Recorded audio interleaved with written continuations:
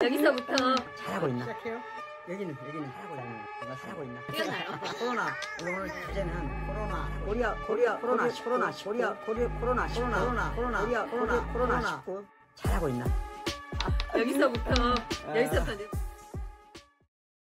우리 시민자유대학 유정순 박사님을 모셨습니다. 반갑습니다. 네, 안녕하십니까 교수님. 네. 오늘 네. 주제는 코로나 이후 코리아. 네. 이런 많은 이미 이루어진 많은 진단과 평가 중에서 꽤 들을 만한 꽤 가치 있는 이야기를 추출한 사람이 유발 하라리라는 사람이에요. 비상 상황에서 만들어진 제도가 그 이후에 일상적 상황을 오랫동안 지배하게 된다. 지금 코로나19를 대하는 한국 사회 과연 잘하고 있나? 이거 한번 얘기해보자. 잘하고 있다 생각해? 항상 그 열등의식이 어느 정도 있었던 것 같아요. 저는 제 개인적인 생각으로는 이번에 비로소 걔네들의 인정이 중요한 게 아니구나. 우리는 이미 일본보다 앞섰고 어떤 면에 있어서는 걔네들한테 인정받을 필요 없고 우리가 새로운 기준을 갖고 새로운 시대에 어떤 새로운 기준, 새로운 길을 향해서 우리가 길을 만들어 나가면 아 우리가 선진국이구나. 누구의 인정도 이젠 필요하지 않겠다라는 이런 자신감. 사람들이 엊그저께 그 투표에도 180석을 몰아준 건 그런 어떤 것들에 한 표를 던져준 것 같아요. 제가 봤을 때. 자, 그런데 해외에서 우리를 지금 좋게 평가하나요? 그거는 잘 모르겠어요. 그 좋은 뉴스만 뽑아가지고 우리가 사실은 읽고 싶은 것만 읽을 수도 있겠다는 생각도 있고. 내가 대부분의 나라에서 대부분의 매체들이 긍정적으로 평가한 것들이 많아요.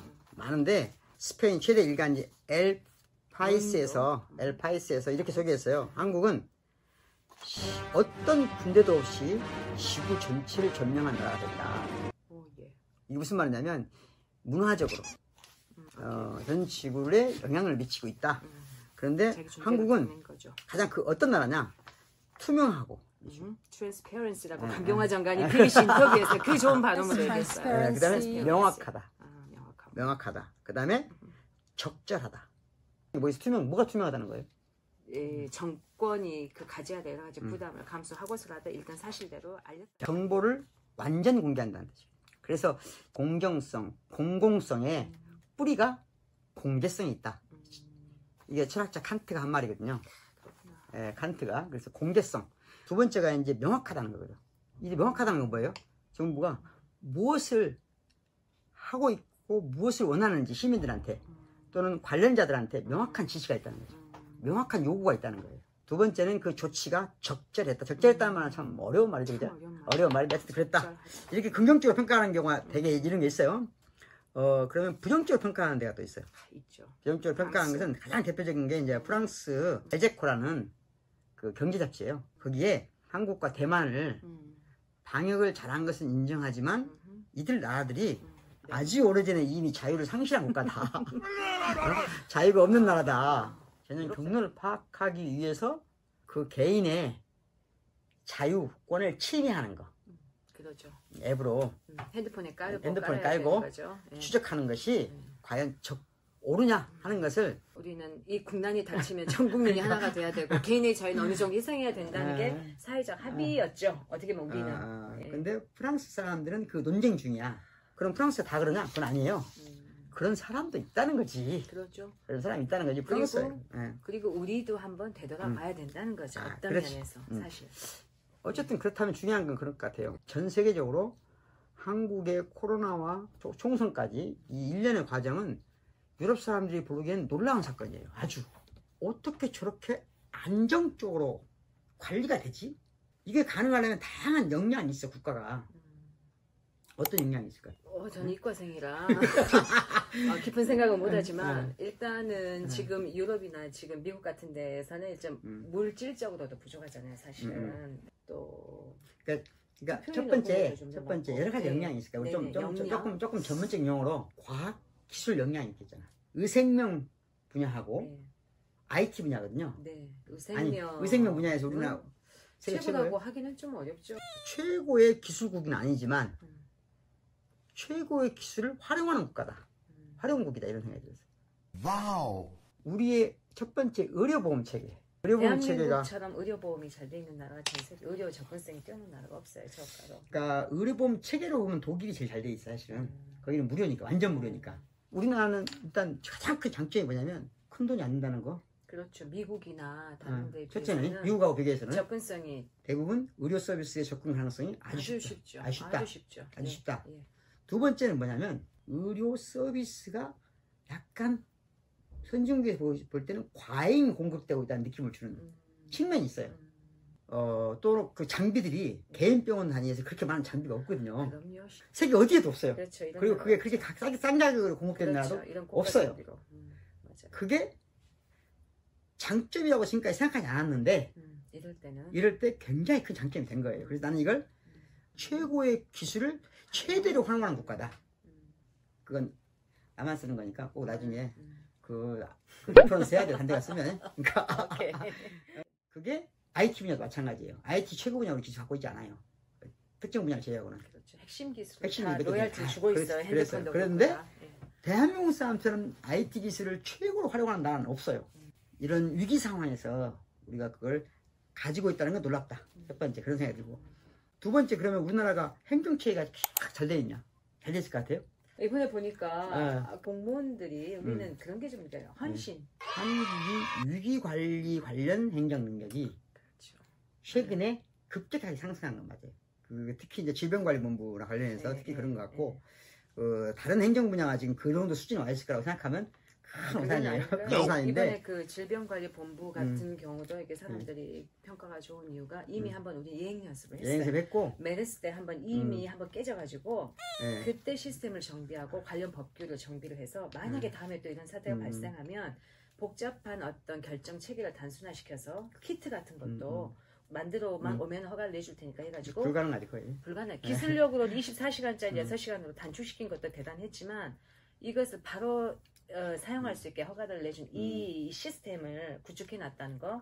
그게 사실 문재인 정부 들어와서 그 시스템 많이 세부적인까지 다 바꿔놨어요. 그랬겠죠. 예, 그게 이제 보이지 않게 그걸 설명하려면 복잡하니까 메르스 때 이렇게 말하는데 그렇죠. 사실은 그게 아니고 그걸 그 컨트롤 타워를 정확하게 위기 상황에서 어떻게 할 것인가를 전부 섬세하게 따진 것이 최근 일이에요. 국가의 정치적 역량이 중요하잖아요. 정치적 역량은 어떻게 평가될 수 있을까 하는 거거든요. 만약에 지도자야. 네, 제가. 예. 질병 문제가 생겼어. 네. 가장 완벽하고 확실하게 해결하는 방법이 뭘까요? 그럼 저는 중국식으로 합니다. 중국 집 바깥에 나오지 말고 이틀에 한 명씩만 나가고 생필품만 사고 최소화 이동을 줄이고 그렇죠. 좀 쏘다니지 말고 국가가 시민 개개인을 완벽하게 통제하는 방법. 이게 가장 쉽잖아요. 정치적 역량이 떨어지면 떨어질수록 뭘 동원하냐? 국가의 어떤 물리적 힘을 동원하는 거죠. 힘. 다른 말로 하면 뭐라고? 국가주의라고 그래요. 뭐 가장 쉽게는 이런 거거든요. 이번 참에 전 국민의 생체, 그러니까 움직이는 걸 완벽하게 감시할 수 있는 통제 시스템을 만들고 지금은 사람들이 비상상황이니까 인정해줘. 그렇죠. 그런데 지금 이걸 만약에 인정하는 체계를 갖추잖아요. 그럼 아까 뭐라고 했죠? 앞으로 오랫동안 일상적인 생활에서 통용되게 됩니다. 어느 지점에서 국가의 통제와 시민 역량이 만나야 될 것이다. 이건 굉장히 중요한 그렇죠. 문제죠. 그 접점을 찾는 게. 그게 적절성이야. 그거야말로 국가 정치인들에게 맡길 게 아니고 시민들이 사실 토론해야 될 주제예요. 그렇죠. 사실은. 사회마다 기준이 조금은 그렇죠. 달라질 수 있잖아요. 그래서. 네. 그러니까 예를 들자면 지금 신용카드 추적하는 거 동의해요? 아니요. 저는 평소에는 이번 기회가 아니었으면 CCTV도 사실 너무 많고. CCTV 반대하고. CCTV가 많아. 네. 반대할 수 있어요. 네. 근데 이제 그게 지금은 어느 선이 적절하냐 문제야. 누가 오용될 수 있는 가능성을 철저히 차단하는 게 중요하거든요. 그러니까 관련된 법안이 정비돼야 되겠죠. 그러네요. 구체적으로 어느 선까지, 어느 시기에 한해, 어느 조건에 한해, 어느 정도까지 할 수 있고 그게 어느 선까지, 어느 시기에 한해, 어느 조건에 한해, 어느 정도까지 할 수 있고 그게 관련된 법안이 마련돼서 정부가 임의적이고 자의적으로 할 수 없도록 해야 될 것이고 그 시기와 방법에 대해서도 상당히 초밀하게 논의가 필요하지 않을까요?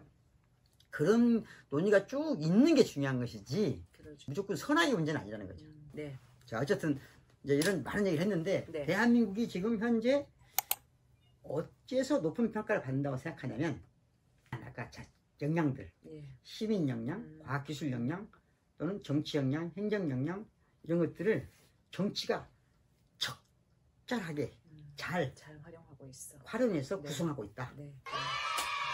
그래서 정치라는 게 중요한 거예요. 그러네요. 그건 매뉴얼에서 될 수 있는 게 아닌 거잖아요. 맞아요. 예. 코로나19가 전 세계로 확장되다 보니까 가장 큰 문제가 뭘까요? 이제까지 전 세계가 교류하던 게 끊긴다는 거죠. 네. 그러면 한국 같은 경우 아주 많은 위기가 그렇죠. 닥치는데 네. 이 부분에서 제가 보기에 이 현 문재인 대통령이 가장 큰 또 하나의 업적이 있다고 생각해요. 뭔 것 같아요? 그래서 이번에 마지막까지 그 외국 들어오고 나가는 걸 마지막까지 봉쇄하지 않고 그렇죠. 제일 마지막에 남들이 다 우리를 막고 나서야 우리는 선택적으로 막았다는 거 정말로 놀라운 이건 관점이죠. 국제사회에서 예. 우리의 오랫동안 남을 자산이라는 거죠. 네. 두 번째는 외국에 나가 있는 우리 국민들한테 언제나 대단하죠. 당신들이 국가가 존재한다는 것을 그래, 이번에 알려주는 거. 알려줬어. 아프리카에서도 데려오고 그건 대단한 거죠. 이란에서 데려오고 우리한테 국가라는 게 있다는 거 국가가 있다는 실제로 거. 느낀다는 거. 해겔이 가장 국가에 중요한 게 그거라고 보거든요. 자유를 통제하는 게 아니라 자유를 실현하는 기관이라는 걸 보여줘야 된다. 그런 느낌을 처음 어찌 보면 아주 드물게 한 면에서 드물게 아직도 경험하겠다는 거. 대한민국은 국가가 통제하고 그렇지. 국가가 통제하고 그래서 우리가 좀 더 네. 우리 시민 역량을 좀 더 키우는 거. 네. 그게 우리 시민 자유대학 같은 기관이 해야 될 일이죠. 시민 자유대학 후원하고 계시죠? 물론이죠. 오늘 좀 얘기가 길었는데 우리 위정순 박사님 고맙습니다. 네. 시민자유대학에 와서 공부도 많이 하시고 좋은 친구도 사귀시고 시민 역량도 키우시고 시민자유대학으로 오세요.